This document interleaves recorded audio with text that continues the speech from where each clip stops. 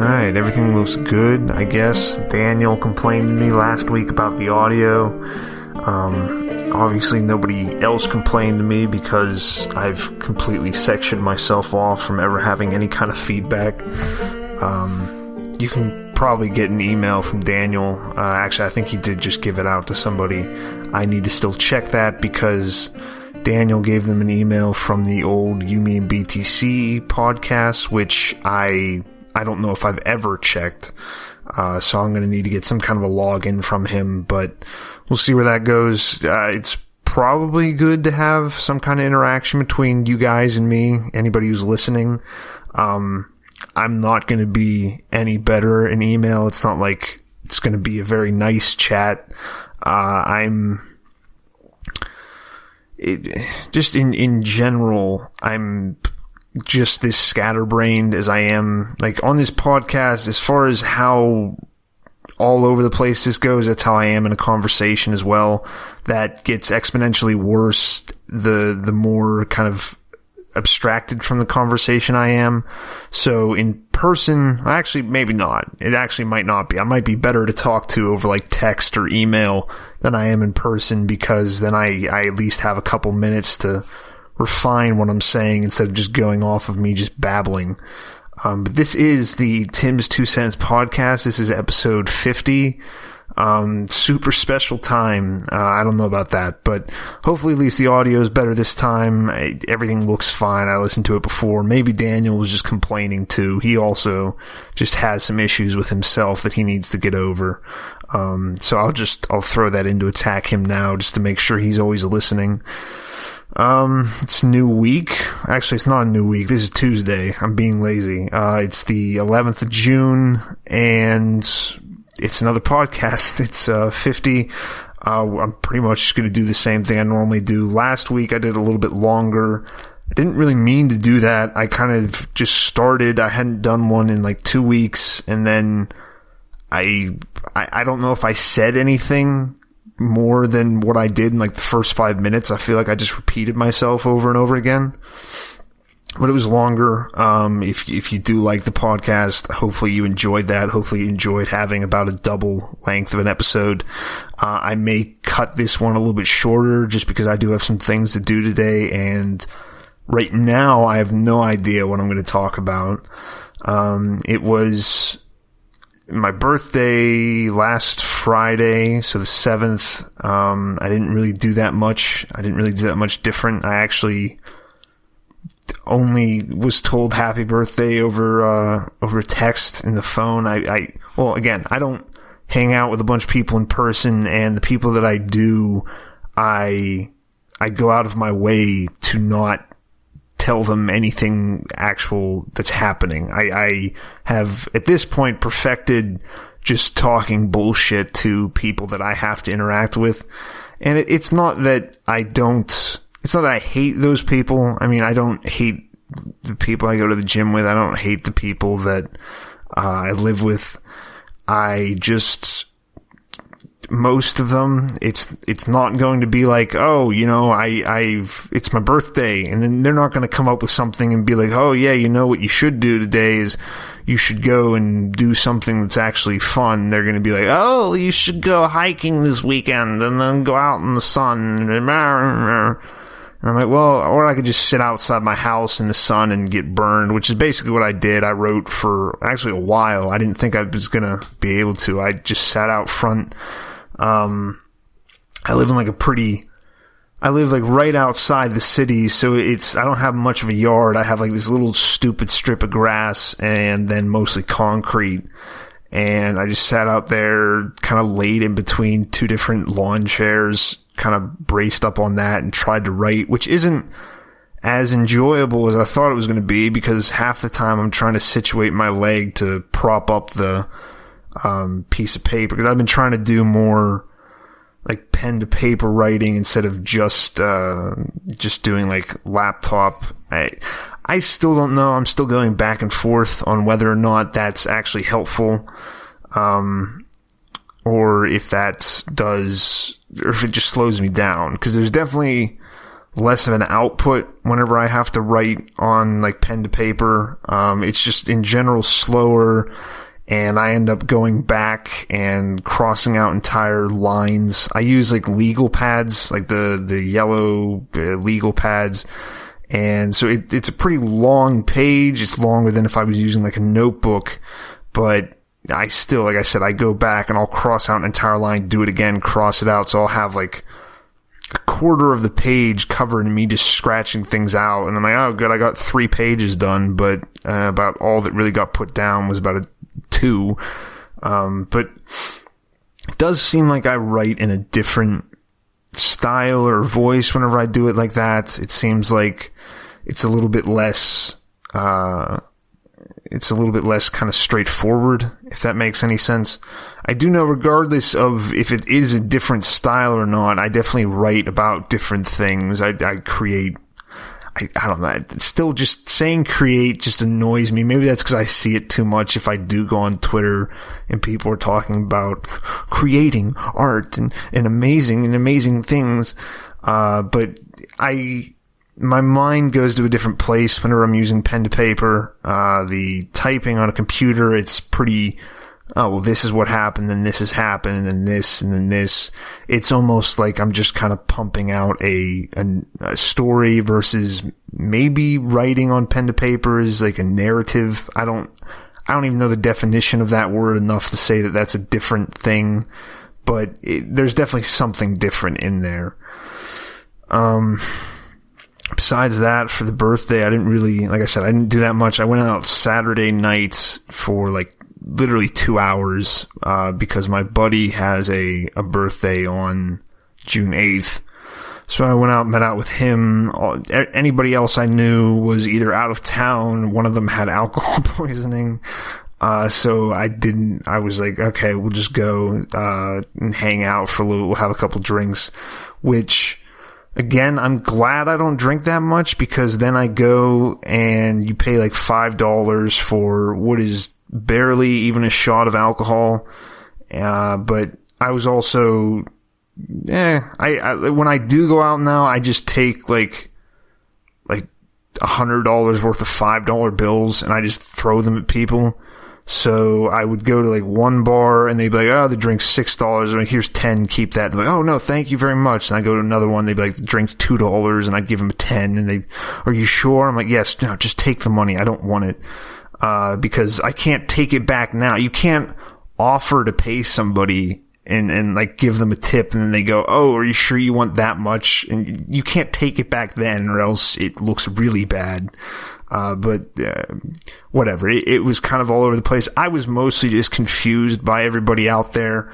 Although that did have at least something to do with, I took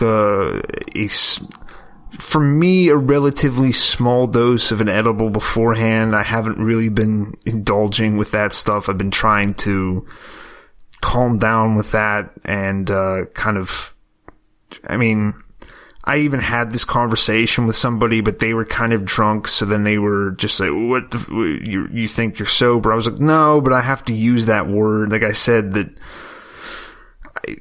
and I got like real sad about, I didn't get sad, but like as I was talking about it, I was like, this is real depressing. Why am I bringing this up? And partly it was just because of the awkward situation that I was in. I've mentioned before on this podcast what happens and the kind of the strangeness that normally seems to develop whenever I'm walking around with a couple, or, I mean, I guess it's just in general, that's why it's called third wheeling, but normally it doesn't seem like I'm the one being awkward, although maybe that's just how it happens. Now, the awkward people don't think they're being awkward. It's everybody else feels weird for them. But it does seem like I'm the one being normal, and then somebody says something, and I'm like, oh, well, great, now your boyfriend hates me. Thank you. And I'm only here because I'm friends with him, so this doesn't put me in a good situation whenever you say things like that. But I mean, besides that, it was my buddy and his girlfriend, and I think she got drunk pretty quickly. Like, she's a pretty small girl, and then I don't drink, so I think we had something of the same alcohol tolerance. So I had, like, the whole night I had 3 drinks. I don't know, I was buzzing, but again, I don't know if that was more the edible. That I had taken that a couple hours before, so I was all weirded out even going down. But they just, like, things are said, and just being around a couple whenever they're slightly intoxicated is never good, because then they start saying things, and you're like, well, this has to have some kind of a, like, this word, like, them saying that didn't just come out of nowhere. Like, there has to be some kind of awkwardness between them that this is being said right now, and I don't want to be the recipient of it. Like, I'm not the catalyst of this, so don't include me whenever you try to bring up something that you're mad about from months ago, and then just kind of use me to be like, well, fuck you, and in this kind of like weird passive-aggressive way. So I was, after the 2 hours, we went back to a place that we had already been at, a bar in Pittsburgh, down in there, the south side. And then there was like a line all the way around the side of the building. They got in line because I guess some of her friends were there.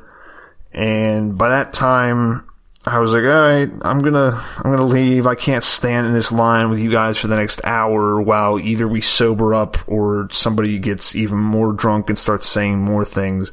I'm also, since my birthday, since Friday, I'm staying back down at an apartment complex that I did before.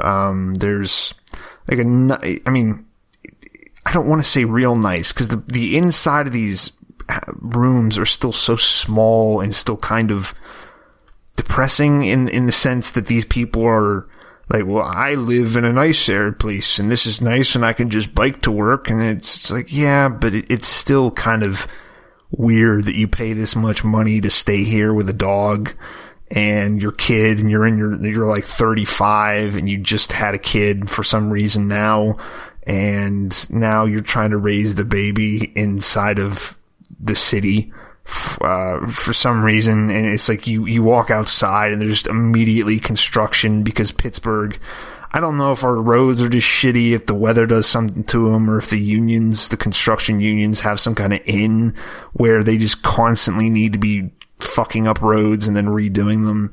But there's always something going on out there. There's always fucking jackhammers at 8 a.m. in the morning. So overall, I had my own excuses to leave. Nobody really seemed weirded out by me leaving. But again, I was also in a different kind of plane than most of the people there. Most people there were like drunk. A bunch of people kept on trying to talk to me, and I'd just be like, what? Like, they'd be like, you can do whatever you want. And I was like, I'm in a pizza shop at midnight on a Saturday, and why the fuck are you talking to me? Just leave me alone. Let me just eat this. I haven't had pizza in like months, and this isn't even that good. That was one thing I figured out, is that, like, because of course whenever you get drunk, everyone's like, I need pizza now and it's just gonna be so good. And I was like, this isn't even good. This is just like, I can feel this just clotting up in my stomach, and I know it's gonna be weird as shit for the next 3 days, and it was. I'm kind of recovering now, but whatever. I guess overall this is, like I've said before, if you're going to go out and drink, or at least for me, I shouldn't just go out and just get a little buzz. I need to just get hammered and wander around, most likely vomit someplace, and then just go, okay, well, it's nice to see how other people live. Like, doing the kind of half in, half out isn't really for me, because then I'm still conscious enough that I'm like, why is everybody else being so weird? Instead of just giggling to myself and then doing whatever I do whenever I get blacked out. Besides that, I don't really know. Like I said, I don't know how this starts. I didn't really have any notes this week. The writing hasn't been going well.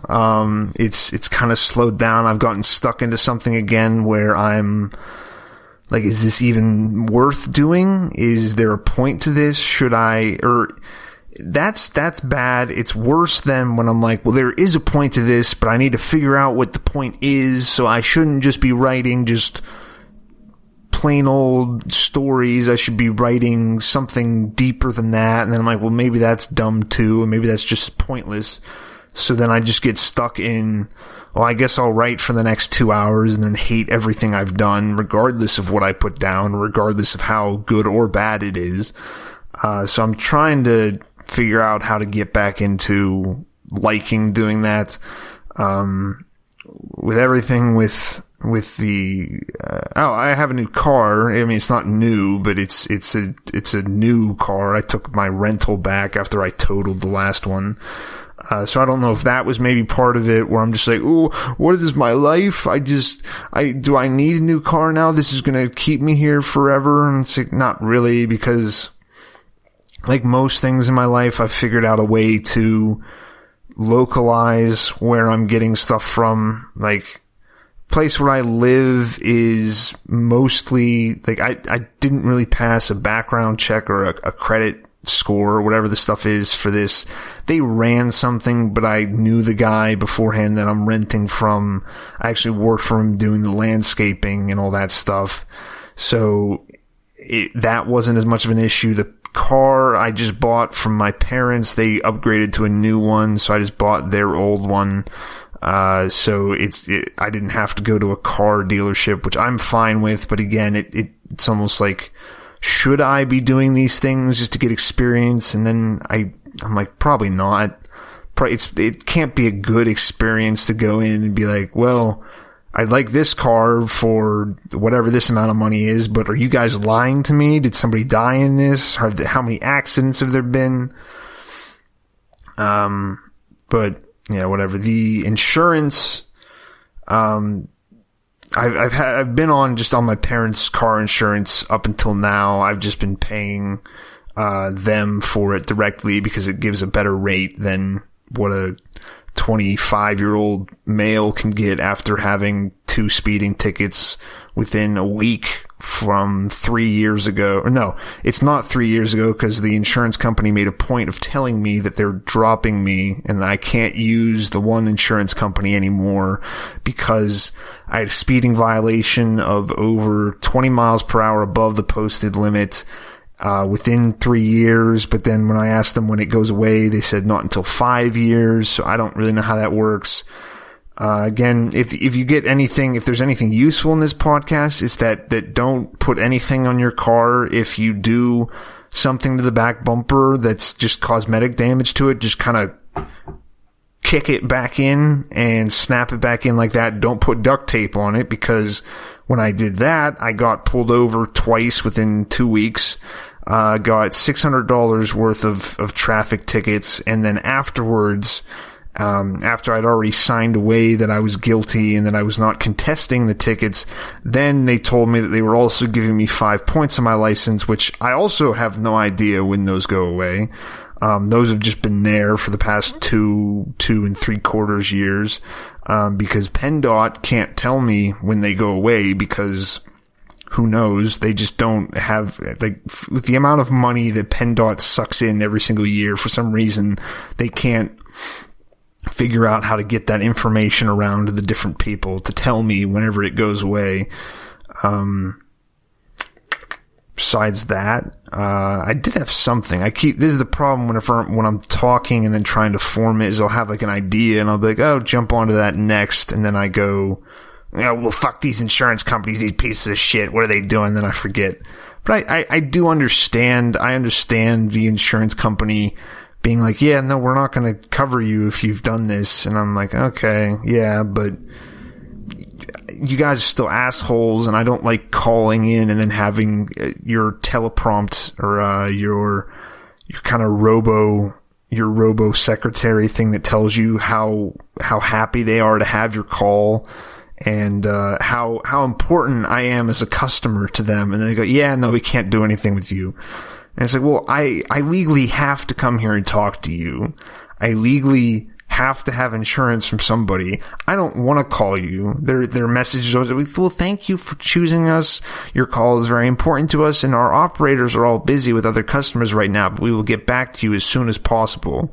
And I'm like, so can I get a quote? And then they take 2 days to tell me, well, we could, but fuck you, so whatever.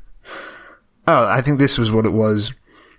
With it being my birthday, my parents had kept on trying to give me these old treasury bonds that apparently one of my dad's relatives bought for me whenever I was born. I don't know if I've mentioned it on here before, but every time they've tried to give them to me, I'm like, I'm not taking those to the bank. I dislike I dislike banks like people dislike hospitals or dentists. I am afraid of them. I am bothered by them, and I get very angry whenever I'm inside of them just because, again, it's like I have to be here. I have to use you. You kind of style yourselves as a private company that's working to help me, but you also have this weird public power behind you where if I provide false information to you, you're going to imprison me. Like the insurance companies where they're, well, if you falsify any records about your accidents in the past, I'm like, well, don't you guys already know the records? Don't you get those anyway? They're like, yes, but we'd like you to self-report as well. And if you self-report incorrectly, you will go to jail. And I'm like, well, wait, why? Why do you get this kind of weird legal power if you're just the private company? Regardless, these treasury bonds or bonds, whatever the fuck these things are, I still don't know because the bank doesn't know. I told my parents, you guys can have them. Take them in, cash them in, you guys take the money. Of course, they didn't do that. They gave the money to me. But then they did tell me that I was right and that it was confusing because apparently what is written on the bonds is that they're $50 bonds. I thought that meant that they were purchased for $50 and that they were supposed to accrue value or something like that, get interest on them. Apparently that's not correct. Apparently, now again, this is coming from my parents talking to first the one, I mean, partly it was my dad. My dad went to the bank because my mom can't do anything with it because it's not in her name. My dad is not the most present person of mind in any sense of that word. So he's definitely one of the people. It's like, well, I don't want to be here. I want to go home and look up articles online just to learn about nothing for some reason. Either that or watching hockey. So he goes in there. They can't really explain anything to him. They just go, here's $140. My mom is entirely too present in her mind and kind of constantly frets about stuff. So then she's like, this doesn't make sense. Let's call some people. So they end up calling like the whatever it is, the top line for what I think they use like Citizens Bank, and they can't really explain it. And then they transfer them over to somebody else. So apparently the bonds were bought for $25 each. And they're supposed to mature to $50 each after 17 years. And as my mom was talking to them, she's like, my son is 26. He's just turned 26. So 17 years, they should have matured to 50, correct? So that would be $100 there. And they're like, yes. And then she's like, so why are we getting 140? They're like, well, because it got $90 worth of interest. And she's like, well, then shouldn't it be $190? And they're like, well, yes. And then she's like, so then why aren't we getting $190? And they're like, well, ma'am, you're being ridiculous. You got $90 worth of interest. And then she's like, well, I don't know what that means. And they're like, well, neither do we, so fuck off. Not in those words again, but it was kind of nice to figure out that, or not to figure out, but to hear that I was entirely correct about that and entirely correct about saying that I did not want any part of that, and I did not want to expose myself to having to go in and talking with these people. Although, I mean, I don't know. I guess it's nice that it accrued interest, I guess. I still would have preferred, I still don't understand what exactly happened with it. If you know anything about treasury bonds, talk to me, get in touch with me and tell me how I'm dumb about this. But like I said, I don't really understand. I'm not really concerned because I was like, these are probably just going to be worth $50 anyway because it's a treasury bond. The U.S. is not doing well. I still definitely would have preferred that my my dad's relatives did pretty much anything else with that money. They could have bought me literally anything. Well, not literally anything else, but they could have bought me like a carton of cigarettes, and it could have been worse, and that would have just gone stale, and I couldn't have gotten anything from those except some shitty old cigarettes. Now, if I could have gotten them to go back and just give me that money, and then gone back. See, the problem with doing like a time machine type scenario is that I'd have to go back to so many different separate parts of my life to be like, quit being an idiot and just buy Bitcoin. And then I'd be fine. Like, I could just go back to me buying Bitcoin through, like MoneyGram in a shop and save when I was like 20, and be like, no, go just take the rest of your fucking money. I know it sounds dumb, but you're not going to do anything useful with it anyway. Just go put it all in that, and then just go leave and live on some tropical island away from everybody and get a harem or something like that. Create some kind of paramilitary state and rule the world until you get killed at like 30, until you get shot down in your private jet flying over Da Nang or whatever city state in the middle of East Asia you want to die over.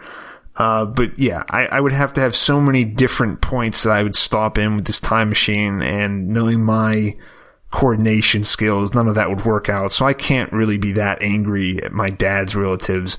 They were just trying to be like, well, here's money. We want to make it seem like we put more effort into this than just giving you a $50 bill. So here's two $50 treasury bonds that are bought for half of that or something. I'm thinking that it's like after 17 years, like I'm thinking the way it works out and the way it comes out to $140 from 50, because there's two $50 treasury bonds bought for $25 each. So the original investment is $50. I'm thinking that it's like after 17 years, they start to accrue interest, and it's a good interest versus like the 0.0001 you get from a bank. And that it was $90 worth of interest over 9 years, maybe. That seems somewhat reasonable, but again, I don't know. I don't care. I don't want to go to a bank. I haven't been inside of a bank for quite a while. Well, that's not true at all. I had to go into banks all the time, or not all the time, but I had to go into a bank semi-regularly whenever I was still doing the landscaping business to take checks in and everything like that. But besides that, there hasn't been too much interesting. Like I said, I've been living down. It's the same place I stayed before.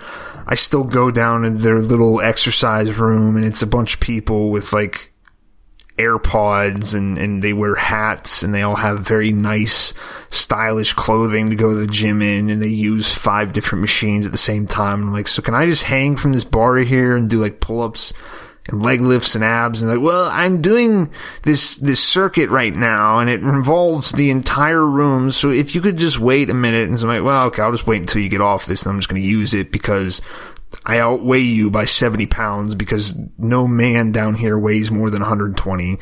I don't, maybe that's a little bit mean, but that does seem like that's the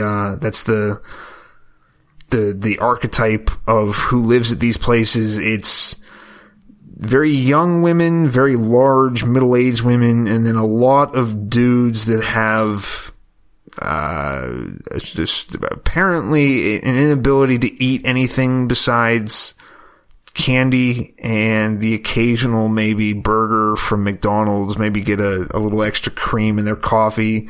So then their arms are just like, they look like skeletons. I'm like, are you okay, man? And it's just like, why are you exercising right now? You look like you're gonna die. You look like you should just be eating right now. And they're like, no, I'm just trying to get a quick workout in. I'm like, well, you're not doing, like, why, just go back and eat and do like some push-ups. Like, I don't understand paying for, although I guess you don't pay for a gym at these things. I don't know though. I don't know if it's an included thing, if you just get it as long as you live there, because it seems like I just need to swipe a fob around it. But I don't know if the people I live, or the apartment I'm living in, I don't know if they pay for the gym. but I don't really get why you'd pay for a gym if you're gonna, like, just stay at home and just do push-ups. Like, there's no reason to pay for, like, the only reason why I'm able to afford a gym that I go to is because it's subsidized by a bunch of people who don't go. They just get it and they're like, oh, well, I'll feel good about myself because I have a gym membership. And it's like, you could make progress by just doing push-ups at your house and just do like that. Do like push-ups and just do like body weight exercises. Just do squats. Walk around a little bit. You don't need to go walk on a treadmill. You don't need to use cable flies. Just do wide grip. Just do wide stance push-ups. But that's whatever. Maybe I'm also just sensitive, but I'm trying to get into more just being cheap. I'm going back to what I was like when I was younger, and that's definitely something from not my parents, but definitely my mom, where she was always very much one where it's like she's not going to make more money. She's just going to scrounge and save everything and cook one meal every single week and then just have leftovers the rest of the time. I don't do that, but I have, like, it's almost an excuse for me not to have to go out and see people, but I haven't gone out to eat in a while. It's pretty boring to me because partly it is I don't want to see the people. I don't want to have to talk to the server. I don't want to have to do all that. I don't want to have to pay afterwards. But it's also, it seems like, and I don't know if this is something new or if it's just because I'm more conscious of it, but it's like I'm paying you like $30 for this because I have to tip this server because they have chosen a profession where they don't make any money, and it's all dependent on me giving them money for bringing me food and then maybe bringing my water back and then not being a complete asshole. But it's not very much. And the way that I'm eating right now, I'm having like 2 very large meals a day and then like a snack in between those. So if I go out to eat, I need to spend like $60 to get any kind of food. Especially the closer you get into the center of Pittsburgh, the worse it is. Like I have a few of the other people, the other dogs that I walk around, they're like, oh, well, that's nice. You get to stay down in Pittsburgh, go out to lunch. And I'm like, no, not really, because if I go down there during the day, I have to pay $4 in parking just to stay someplace for an hour, which it's going to take longer than that, and I'll just get a ticket to get any kind of food in any of these places. And then I had just the portion and the amount of food they're going to give me, and it's all going to be like potatoes. Everything, any breakfast place you go to, if you're going to try to get any kind of like food, they're like, oh yeah, you want the home fries or the hash browns, or do you just want French fries? Just eat something else, because we don't want to give you a full cut of steak. We don't want to give you a full cut of the actual stuff you're coming here to pay for. Just eat a bunch of potatoes and then you'll feel full for the next hour. Although I like potatoes. I actually really do like potatoes. I do like them, but I really don't feel like paying $12 for a side of home fries that somebody cooked up in canola oil and threw the smallest little pinch of salt on. Now I have to dump even more on, and then I have to throw a hot sauce on top of it too. So I don't know. I'm kind of enjoying just cooking my own food and telling people to fuck off whenever they're like, hey, you want to go out and get some food? You want to go out to a Mexican restaurant? I'm like, no, I don't. I really don't. I don't want to go out to a Mexican restaurant and then just eat fucking tortillas in the giant bowl of chips that they throw out, and you're like, these are authentic homemade chips and their salsa is just so good. I'm like, it's tomato juice, it's just crushed up potatoes, it's crushed up tomatoes and a little bit of pepper, and then they cook these chips in giant like, I've worked in the back of a restaurant. I've made these chips before. I've made potato chips. I've made homemade potato chips. They don't take that long, and they're not that good. You just put a bunch of salt on them, and then they're good. Just buy a bag of tortilla chips at your house for like $1, and just go to town. You don't need to go out and have somebody else serve you this salsa dip that somebody has touched with their hands, because no kitchen, none of these places are clean. They have these stupid health advisories or health services that go in maybe once a year, and then they go, oh yeah, well, it looks like I saw your one employee wash his hand. You're good. Let's give them an A-star rating because they pay their taxes every year. But I'm just complaining at this point. I feel like I'm rambling, so I'm going to quit this.